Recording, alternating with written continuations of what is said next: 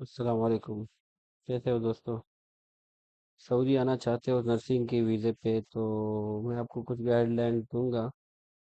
तो सबसे पहले उसमें यह है कि कोई भी बंदा जिसने नर्सिंग की हो, 3 ईयर जनरल नर्सिंग की हो, साथ में कोई स्पेशलाइजेशन की हो, या जिसने जो है कोई BSN डिग्री की हो, तो वो सऊदी में आ सकता है नर्सिंग की जॉब के लिए। ठीक है।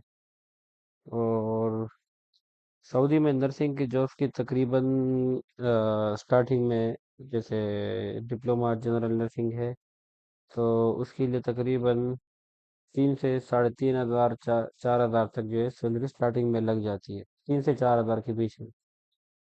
फिर रही BSN वालों की बात, तो BSN वालों की तकरीबन यही तकरीबन सेम सैलरी होती है, लेकिन कभी कभार जो है इनकी सैलरी 500 मजीद जो है वो बढ़ जाती है, 500 रियाल।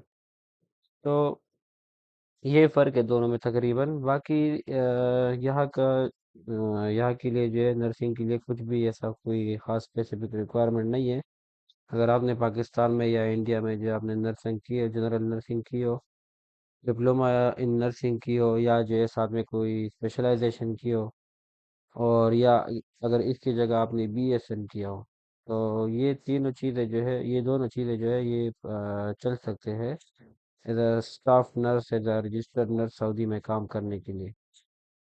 तो फर्स्ट ऑफ ऑल बात यह है कि अगर सऊदी में नर्सिस की वीज़ा की बात की जाए, तो वीज़ा जो है वो पाकिस्तान में आसानी से मिल जाती है, तो इसी तरह इंडिया में भी मिलती होगी। तो इंडिया में भी एजेंसियां होंगी, पाकिस्तान में एजेंसियां है ऑलरेडी। मैं खुद एक एजेंसी के थ्रू आया हूँ, फ्रेश माइंड टैलेंट एजेंसी के थ्रू मैं फर्स्ट टाइम आया था सऊदी अरबिया में।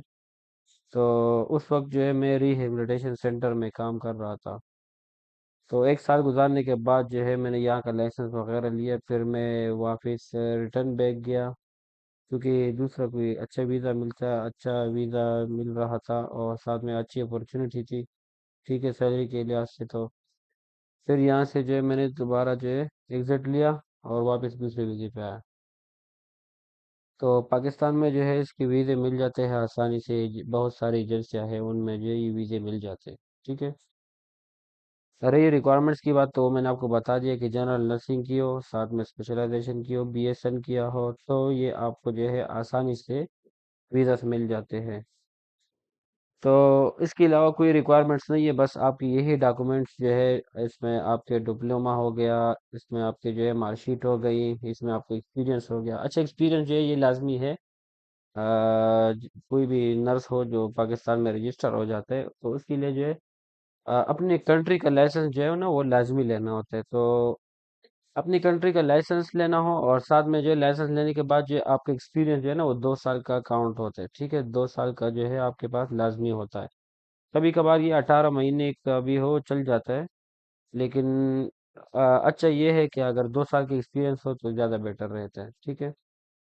एक्सपीरियंस ऐसी जगह से हो जो वैलिड हो, ठीक है, और उनका एक खास ईमेल हो, ठीक है, HR का ईमेल हो, ताकि अगर यहाँ से उनके डॉक्यूमेंट जो वेरीफाई होते हैं या इनका एक्सपीरियंस जो वेरीफाई होता है, तो उनकी वेरिफिकेशन मिल जाती है, वहाँ से वो वेरिफिकेशन दे देते हैं कि हाँ भाई इसने हमारे साथ काम किया है। ठीक है, तो ऐसी जगह होनी चाहिए। और इसके अलावा नर्सिंग की विधि तो मैंने आपको बता दी कि किस तरीके से भी, तो बहुत सारी एजेंसियां है। फ्रेश माइंड टैलेंट है, इसमें जो है एज मैन पावर है, सैयद इजलाल इंटरप्राइजेस है। ठीक है, ये जो है खासकर ये जो है मेरे अभी जहन में आ रहे, तो ये नाम है। वीज़े इनके पास बहुत सारे मिल जाते हैं। ठीक है। और इसके अलावा जो है आपका एक्सपीरियंस वगैरह 2 साल का चल जाता है। ठीक है, ये रिक्वायर होता है सऊदी में नर्सिंग के लिए। ठीक है। तो ये सारी चीज़ें जो है करने के बाद आपको सिंपली जो है एक एजेंसी के साथ कांटेक्ट करना होता है। ठीक है, कि भाई मैं एक एज नर्स जो है अप्लाई करना चाह रहा हूँ सऊदी अरबिया के लिए, तो वो आपको बता देंगे कि उनके पास अवेलेबल वीज़ा अभी है या नहीं। तो अगर उनके पास अवेलेबल वीज़ा होंगे, तो वो आपको जो है उसी टाइम बता देंगे कि आप अपने डॉक्यूमेंट्स CV समेत जो है सेंड कर दीजिएगा। तो वो बाकी आगे का प्रोसीजर आपको स्टेप बाय स्टेप समझाते रहेंगे। ठीक है। और पाकिस्तान में जो है नर्सिंग के जो वीज़ा है वो बहुत सारे आते हैं। तो ज़्यादातर जो है शुरू में अक्सर ये साइड पे जो क्लिनिक्स होते हैं, जिस तरह अभी मैं ड्यूटी कर रहा हूँ, तो इसकी वीज़े बहुत सारे आ जाते हैं। साथ में जो है क्लिनिक्स के वीज़े आ जाते हैं, पोली क्लिनिक्स के, छोटे मोटे हॉस्पिटल्स के, प्राइवेट हॉस्पिटल के आ जाते हैं, ठीक है। तो ये वीज़े जो है एजेंसी वालों के पास आते हैं, और वही एजेंसी वाले जो है वो आपसे लाख, 1.5 लाख, 2 लाख, 2.5 लाख लेके, वो अकॉर्डिंग टू सैलरी और जो है वो उनकी बेनिफिट्स वगैरह को देख के जो है वो आपको चार्ज करते हैं, ठीक है। वैसे यहाँ से जो है वीज़ा वगैरह उनका फ्री मिल जाता है सऊदीया से, लेकिन वो फिर भी चार्ज करते हैं इसके लिए, क्योंकि उनका कंसल्टेंसी जो है इसके चार्जेस वगैरह होते हैं वो ले लेते हैं इसके, ठीक है। तो सऊदी में नर्सिंग की जॉब जो है बहुत अच्छी है। इसी तरह दुबई में भी आप जा सकते हैं, दुबई में भी बहुत अच्छी अच्छी अपॉर्चुनिटीज है, तो दुबई में भी आप कर सकते हैं।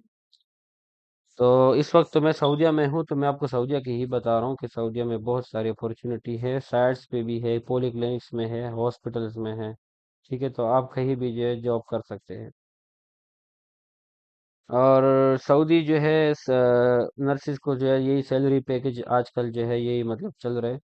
3,000 से लेकर 4,500 तक सैलरी है, depends on location, depends on job, और depends on your education. So salary जो है यही मतलब अच्छी खासी सैलरी है, फिर भी स्टार्टिंग में ये सैलरी अच्छी है।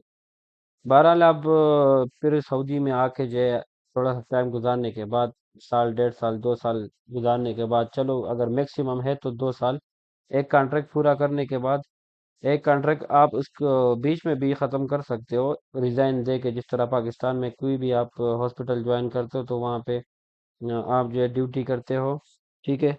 तो फिर अगर आपने छोड़नी हो तो वहाँ पे आप रिज़ाइन दे देते हो, सिंपल यही यहाँ पे भी है इस तरह कि आपने रिज़ाइन देना होता है।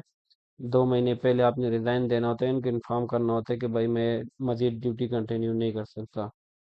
तो वो आपको जो है इसी तरह जो है रिज़ाइन आपका कंप्लीट होने के बाद जो है आपको जाने देते हैं, ठीक है।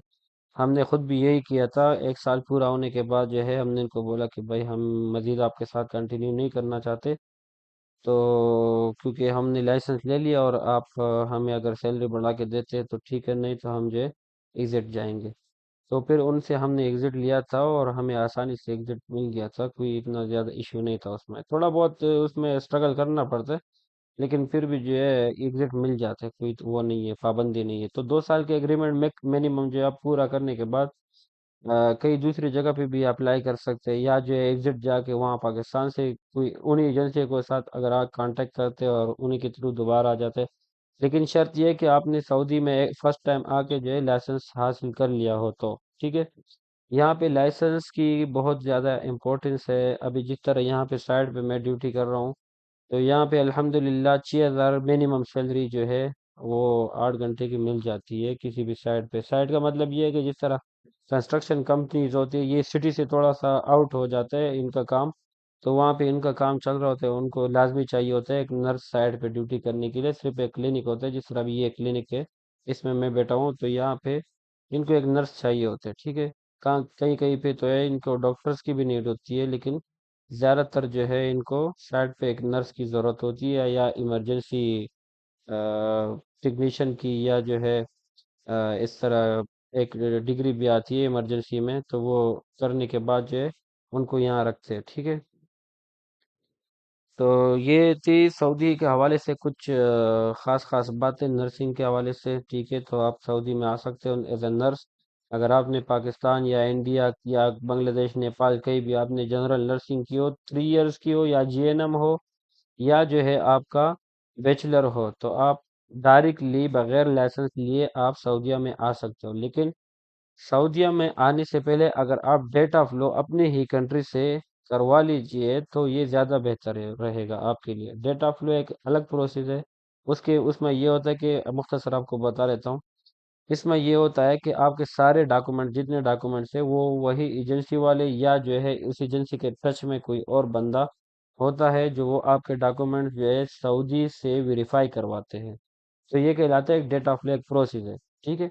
आपके डॉक्यूमेंट्स वेरिफिकेशन होती है, डेट ऑफ लो कहलाते हैं। ऑनलाइन जो है इसका सबमिशन होता है डॉक्यूमेंट्स का, और ऑनलाइन जो है उसका रिपोर्ट मिल जाता है आपके पास, सिर्फ वही रिपोर्ट आते हैं बस। एक डिजिटल फॉर्म में, एक पेपर के फॉर्म में, मोबाइल में, व्हाट्सएप में आ जाते हैं, पीडीएफ के फॉर्म में, ठीक है। तो ये आपका एक डॉक्यूमेंट्स आ जाते हैं जिसका रिपोर्ट होता है डेटा फ्लो का। उस डेटा फ्लो के बेस पे जो आगे फिर एग्जाम के लिए सऊदी में एमओएच वगैरह या प्रोमेट्रिक के लिए आप अप्लाई करते हैं, ठीक है। तो ये था तकरीबन कुछ बातें हैं जो बेसिक थी, मोटी मोटी बातें थी, मैंने आपको बता दी। उम्मीद है कि आपको समझ आ गई होंगी। और इंशाल्लाह अगर आपको इस हवाले से मज़ीद कुछ जानना है तो ये मेरी फर्स्ट वीडियो है। और मैंने इसीलिए स्टार्टिंग की है कि बहुत सारे लोग हैं, बहुत सारे मेरे दोस्त हैं, वो मुझसे पूछना चाह रहे थे कि सऊदी में कैसा आ जाए, किस तरह आना है, किस तरह नहीं, क्या क्या रिक्वायरमेंट्स है, किस तरह सैलरी मिलती है, कैसे कितनी सैलरी मिलती है, ठीक है। ये सारी बातें थी तो मैंने आपके साथ शेयर की। उम्मीद है कि आपको समझ आ गई होंगी। और इंशाल्लाह नेक्स्ट टाइम जो है, अगर आपको मज़ीद जानकारी की ज़रूरत है तो मैं आपको मज़ीद भी इंफॉर्मेशन दे दूंगा इंशाल्लाह। अल्लाह हाफिज़।